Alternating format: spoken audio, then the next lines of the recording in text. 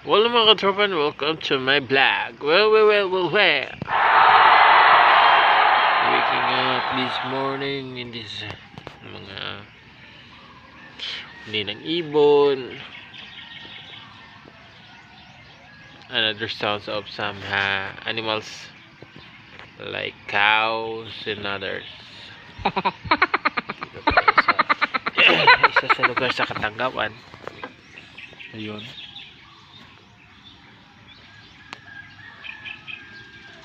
I just groovy. Ayan. So, meanwhile, hapa-hapa muna. Later on, try natin iikot tong area nila.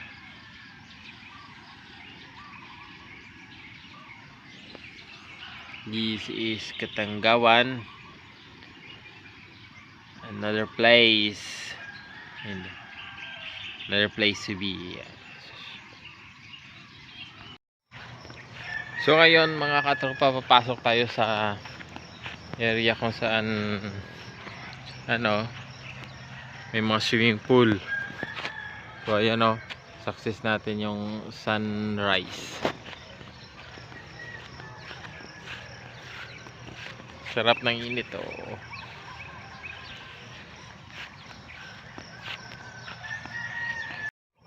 Ayan, kitang-kita yung sunrise dito sa area nila.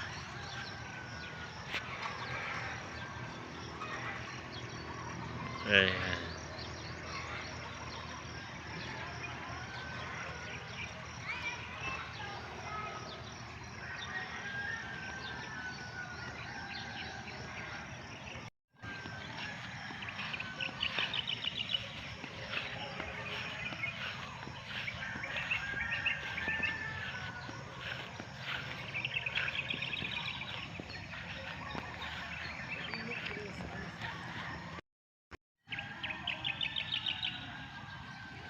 Magpapasigili ako dito sa labas.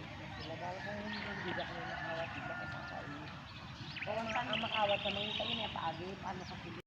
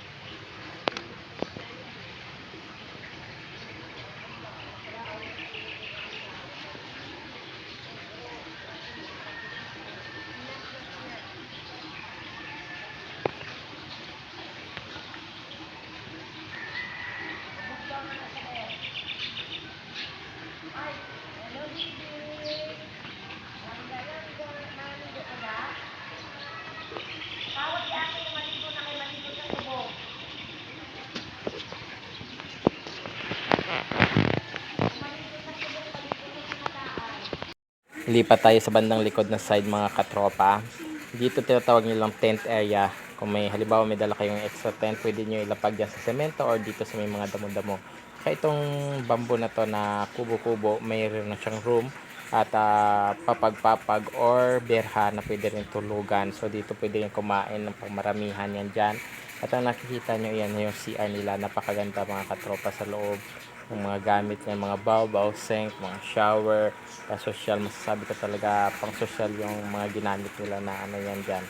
Yung mga gamit sa loob, kompleto yan, may mga basurahan, at dito na side yung mga hugasan. Halimbawa may lulutuin kayo, pwede nyo hugasan dito na area. At meron din sila dito sa gilid yung mga ihaw-ihaw, suba-suba. Meron din yan sila dyan available. Ayan, makikita nyo mga katropa. So, bandang likod to na side mga katropa, makikita nyo yan, may coral, nakaseparate siya sa ating resort.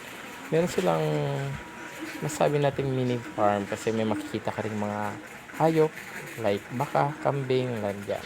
Yan yung area dito at makikita nyo pag nasa likod kayo na part ng kanilang resort. Well, naipakita ko na sa inyo mga katropa yung front view at a little bit ng back view. Ngayon samahan nyo ako mga katropa at akyatin natin yung isa sa mga kubo-kubo nila para ma-estimate nyo or makita nyo kung gaano kalapad yung area.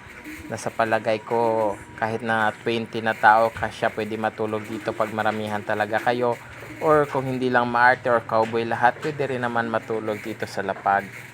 Ayan, ipapakita ko sa inyo kasi ako dito rin ako natulog nung gabi. Anywhere talaga, napaka-relaxing at masabi mong napakatahimik. Ngayong umaga maririnig mo yung mga huni ng ibon.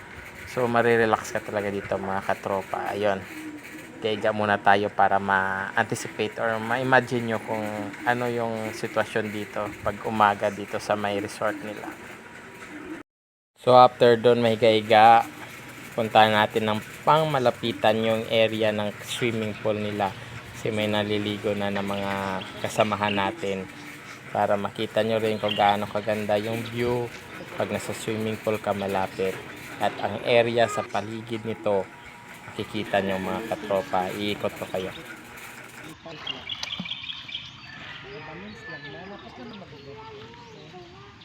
Ay, gutom na ko sila kang formahan doon. Na nag-art ba? Mayari mo na doon sila. Kung pag Christine yung dira mo nag-decorate. Oo, dila mo.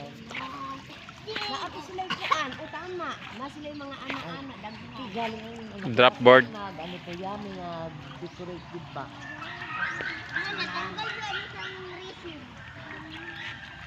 Kasi naato sila yung May di ko sila nga mag-decorate ba?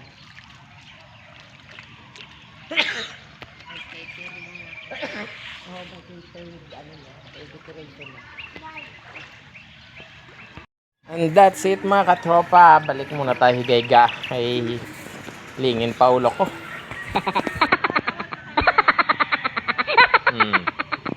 As you can see mga katropa, naikot na namin kayo.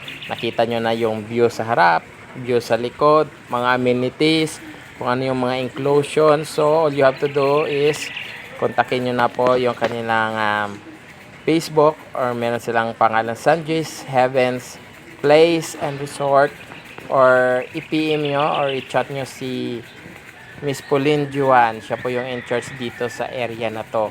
Or kung gusto nyo rin, pwede nyo ako direct kontakin at ibibigay ko yung number ng in charge person sa inyo. So again, this is Men's Blanco ng Katropang XTV. Maraming salamat. Sa hindi pa nakapag-subscribe, please subscribe. And thanks for watching mga katropa, and see you to my next vlog. Maraming salamat.